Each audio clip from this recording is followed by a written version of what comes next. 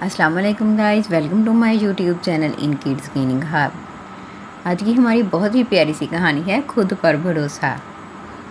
किसी बाग के एक घने दरख्त पर एक फाख्ता ने अपना घोंसला बनाया हुआ था, जिसमें वो दिन भर अपने बच्चों के साथ रहती थी और इनको दाना भी चुगाती थी। वो बहुत खुश थी क्योंकि अब उनके बच्चों के बाल और पर निकलने लगे थे। एक रोज़ फाख्ता को उसके बच्चों ने बड़ी परेशानी के आलम में ये बताया, माँ, ऐसा लग रहा है कि हमारा घोंसला बर्बाद होने वाला है। आज इस बाग का मालिक अपने बेटे के साथ यहाँ आया था और उससे कह रहा था कि अब फल तोड़ने का ज़माना आ गया है। कल मैं अपने दोस्तों को साथ लाऊंगा और उनकी मदद से इस दरख्त के फल तोड़ूंगा।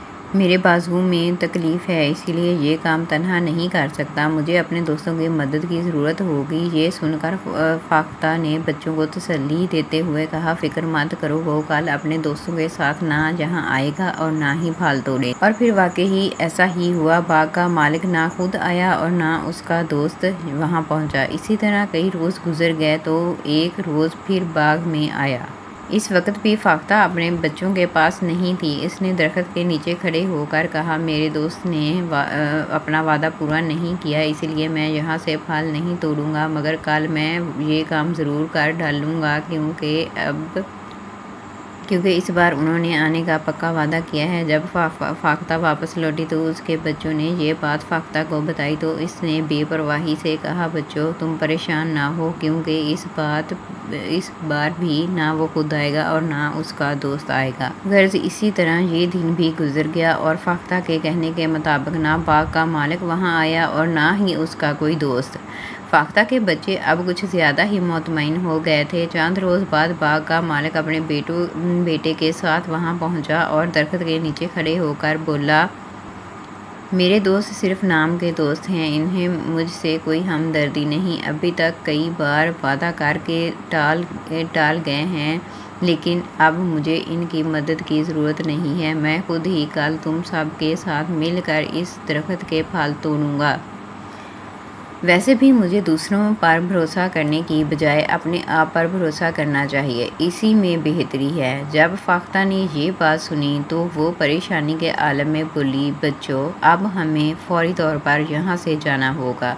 जब तक बाग का मालिक दूसरों पर भरोसा कर रहा था, उसका काम नहीं हो रहा था, मगर आज उसने खुद पर भरोसा करते हुए खुद ही फल तोड़ने का इरादा किया है तो वो ज़रूर कामयाब हो जाएगा। इसीलिए अब हमें यहाँ से जाना ही होगा।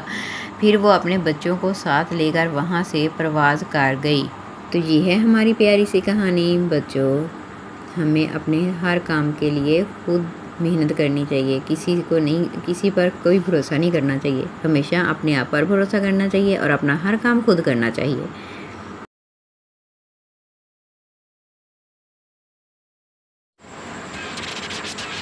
Have a good day, welcome to my YouTube channel in kids cleaning hub.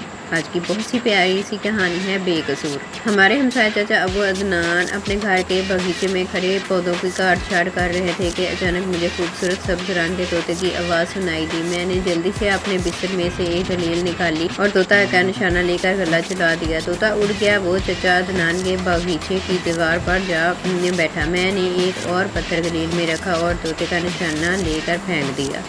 तोता दूर उड़ गया। इसी वक्त मैंने चाचा अदनान की चीख सुनी। वो डरा रहे थे। आ आ आ मैं सर पर पौड़ा कर भाग। जब मैं घर पहुंचा तो जल्दी से अपने कमरे में घुस गया और दरवाज़ा बंद कर लिया। यकीनन पत्थर चाचा अबू अदनान को जा लगा है और यकीनन इन्होंने मुझे देख भी लिया होगा। अब वो पुलिस में तो शिकायत करेंगे और पुलिस मुझे पकड़कर थाने ले जाए। मैं घर वाले इस वाक़े से बेखबर थे। मैंने खुद को कमरे में बंद कर लिया और डरते डरते सो गया। मुझे बड़े डरावने और परेशान कुन ख्वाब नज़र आते रहे। मैंने ख्वाब में देखा कि पुलिस हमारे घर आई है और उन्होंने मुझे गिरफ्तार कर लिया है। मैं सहम कर नींद से बेदार हो गया। अगली सुबह मैं स्कूल गया तो गुज़िश्ता दिन के वाक़े की वजह से खौफज़दा था। मैंने अपने दोस्त हादी को तमाम किस्सा कह सुनाया। इसने मुझे मशवरा दिया कि मैं तमाम बात अपने मास्टर साहब को बता दूं। जब मैंने सारा वाक़या मास्टर साहब को बताया तो वो मेरी तरफ देखकर मुस्कुराए और बोले, फ़िक्र ना करो बेटे, मैं इंशाअल्लाह तुम्हारा मसला हल कर दूंगा। छुट्टी के बाद मास्टर साहब मुझे साथ लेकर चाचा अदनान के घर गए। میں بہت ڈرا ہوا تھا۔ ہم ان کے گھر پہنچے۔ ماسٹر صاحب نے دروازے پر دستک دی۔ چچا ابو عدنان باہر نکل آئے۔ وہ زخمی نہیں تھے۔ انہوں نے مسکراتے ہوئے کہا، تشریف لائیں، خوش آمدید۔ میں ساتھ جو کچھ پیش آیا تھا ماسٹر صاحب نے تفصیل سے بیان کیا۔ چچا ابو عدنان نے قہقہ لگا کر ہنسے، پھر بولے، بس یہی بات تھی؟ تمہارے خیال میں پتھر میرے سر پر جا لگا ہوگا؟ میں نے جلدی سے کہا، میں نے تو آپ کی چیخ سنی تھی۔ وہ بولے، میں کینچی سے پودوں کے کانٹ چھانٹ کر رہا تھا، میری انگلی کینچی سے زخمی ہو گئی تھی، اسی معاملے میں تم بے قصور ہو۔ پھر انہوں نے اپنی زخمی انگلی دکھائی۔